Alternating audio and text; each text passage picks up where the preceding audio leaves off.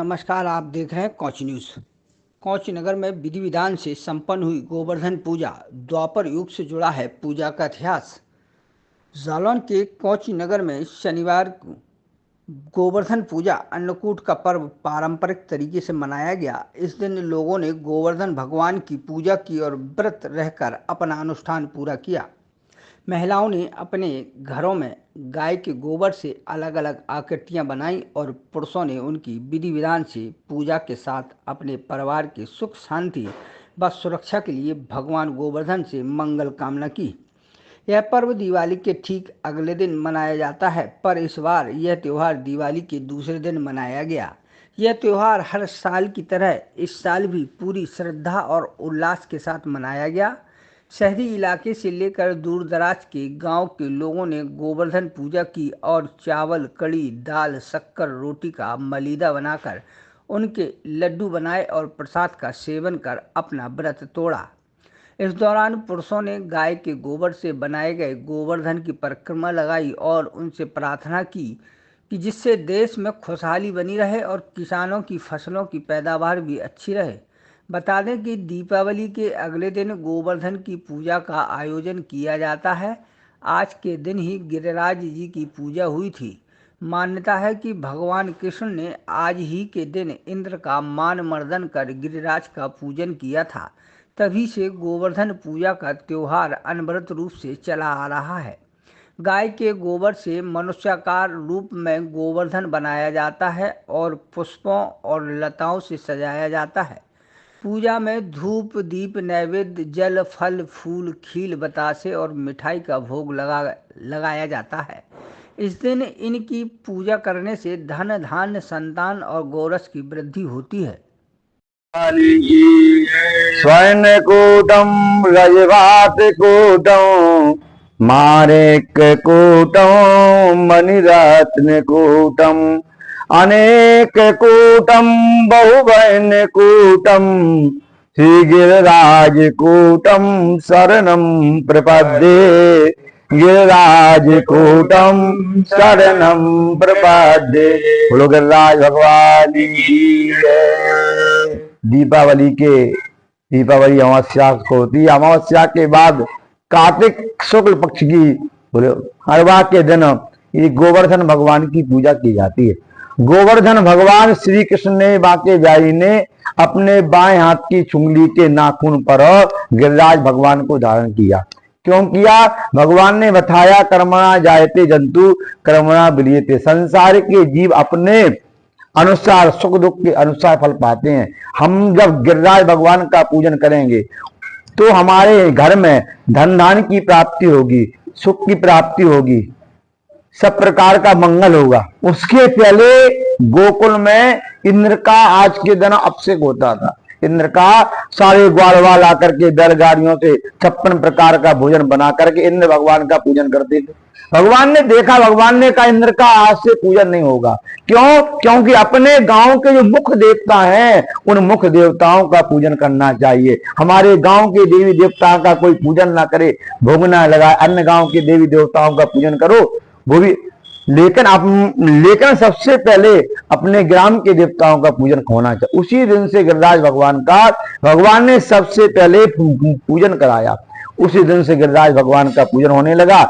ये कार्तिक के दिन है जब शुक्ल पक्ष प्रारंभ होता है। शुक्ल पक्ष के हरवा को गिरिराज गोबर के गिरिराज भगवान बना करके भगवान का पूजन होता है। गोबर में लक्ष्मी का वास होता है। इसे गिरिराज भगवान का पूजन करने से कभी भी घर में धन धान की कमी नहीं रहती।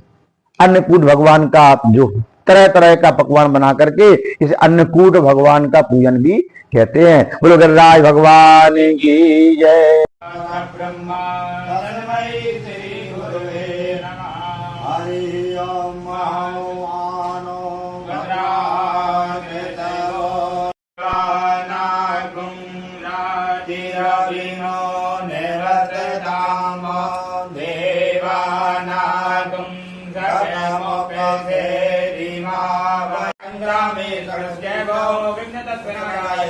शुक्लां भद्रं देवं सजीवनं चिरोजं प्रसन्नं ध्यायेत् सर्वविघ्नोपशान्तये।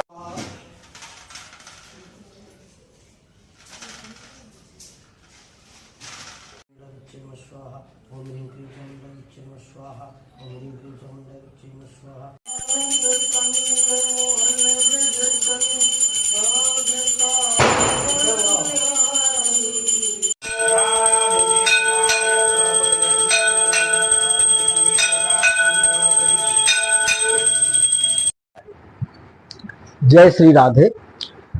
कार्तिक माह में पंच पर्व पड़ते हैं। उन पंच पर्वों में दीपावली भी एक महापर्व है। तो दीपावली पर्व मनाने के दूसरे दिन यानी कि परवा के दिन जो है गोवर्धन पूजा पर्व मनाया जाता है। क्यों मनाया जाता है इसके बारे में कथा है। कहते हैं तुलसीदास जी ने कहा कि जन अभिमान राख नहीं काहू। परमात्मा किसी का अभिमान रहने नहीं देते हैं, उसके अभिमान का हरण करते हैं, नष्ट करते हैं, चाहे वो मानव हो चाहे देवता हो। तो कहते हैं कि देवताओं के राजा इंद्र को अपमान हुआ। तो यहाँ कथा ये आती है कि गोकुल में ग्वाले कुसुम नगर वासी जो है प्रतिवर्ष की भांति परंपरागत जो है इंद्र की पूजा के लिए तैयारियां कर रहे थे। जब बालकृष्ण ने पूछा कि किसकी तैयारियां हो रही हैं, तो सबने बताया कि इंद्र की पूजा हो रही है, इंद्र की पूजा की तैयारियां हो रही है। तो कृष्ण ने कहा कि इंद्र की पूजा क्यों? तो कि वो हमारे देवता हैं और देवताओं के राजा हैं, इसलिए उनकी पूजा होती है, क्योंकि वो हम पर कृपा करें, कुपित ना हो। तो कृष्ण कहा नहीं, इंद्र की पूजा नहीं, पूजा तो गोवर्धन की करनी चाहिए, गोवर्धन की पूजा करनी चाहिए। तो उन्होंने कहा गोवर्धन की ही पूजा करो, क्योंकि पर्वत पहाड़ नदियां ये सब मानव की जीवन दायिनी है। तो जो जीवन दे रहे हैं, जिनसे हम सबका पशु पक्षी सबका जो है जीवन चल रहा है, तो पूजा तो इनकी होनी चाहिए, प्रकृति की पूजा होनी चाहिए। तो उन्होंने इंद्र की पूजा, भगवान कृष्ण ने इंद्र की पूजा करने से मना किया और सबको एकत्र किया गोवर्धन पर, और पूजा शुरू हुई। जैसे पूजा शुरू हुई तो इंद्र को जो पता चला तो इंद्र कुपित हो गए। कुपित होकर उन्होंने भीषण वर्षा की।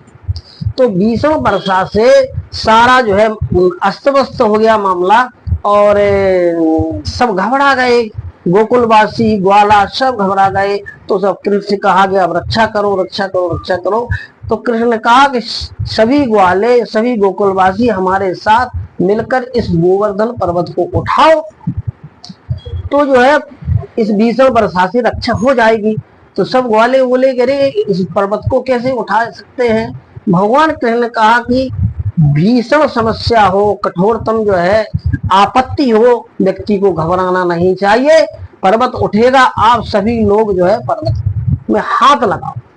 तो सब लोगों ने जो है हाथ लगाया। भगवान कृष्ण ने केवल एक उंगली लगाई और पर्वत जो है खड़ा हो गया। और इंद्र ने भीषण वर्षा की, इसके बाद भी कुछ नहीं बिगाड़ पाया। तो यहाँ भगवान कृष्ण ग्वालाओं को साहसी बनाते हैं कि संकट में साहस धैर्य रखना चाहिए।